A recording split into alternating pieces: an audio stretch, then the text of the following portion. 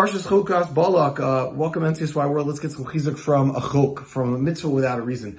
This week's Parsha starts Zos Chukas Torah. It's the famous chok of Para Duma, of a mitzvah without a reason, without understanding why we're doing it. And Moshe Lieber quotes his Rabbi Shlomo Freifeld, the great Shlomo Freifeld, the great mechanech of Shar Yashiv, who everyone has to read the book of Shlomo. It's an unbelievable Musar Sefer, unbelievable Sefer for Chinuch. But he says the following. He says, the Hebrew word for reason, the reason behind anything is tam. It's also the word for taste. Because what does it taste? What does it taste do? It makes food appetizing, makes it delicious, it makes it meaningful. And that food, all the more reason. And so too in anything we do. Whenever we know the reason, we understand that it becomes so much easier and fulfilling and meaningful to do. But he says, remember something very, very important.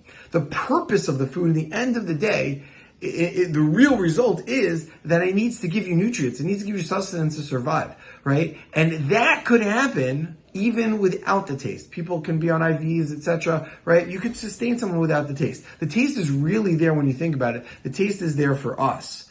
It makes our lives more meaningful. So we need to live, as I said at the beginning, in these two worlds often. We need to know that when we do a mitzvah, it gives us spiritual nutrients to help our neshama get bigger, to help us survive as a good Jew. But also, right, that when we find out the taste, it can make it more meaningful. But sometimes, and there's these few cases where there's a chok without a reason, it reminds us that, remember the purpose. The purpose is to get to Hashem. And even when we don't necessarily know the reason, we still have to do it. We have to work on building our relationship with Hashem. You know, and I think that's part of what we do, is when we teach, we give a lot of hashkafa, but we also have to teach halacha. We also have to get our ancestors to do something. If all we're doing is giving reasons, but they're not doing anything, or they're not, even if they're doing something and they don't necessarily know the reason, but they're doing it for God, that is a beautiful thing. We all do that in our relationships. Sometimes there are things where we have to do, where people ask us a favor and we're not sure, but because we want to build a relationship. So live in both those worlds. Live in trying to do things with a reason, but also sometimes doing things without a reason. And teach our NCSYers that there's an underlying reason behind everything. There is a Rabbanu Shalom, and that's what we do. We're going to teach our students two different things. We're going to teach them hashkafa, the reason behind things, and halacha, the laws, and how to do them. And where do they converge? They converge together always. Because hashkafa, we all know, is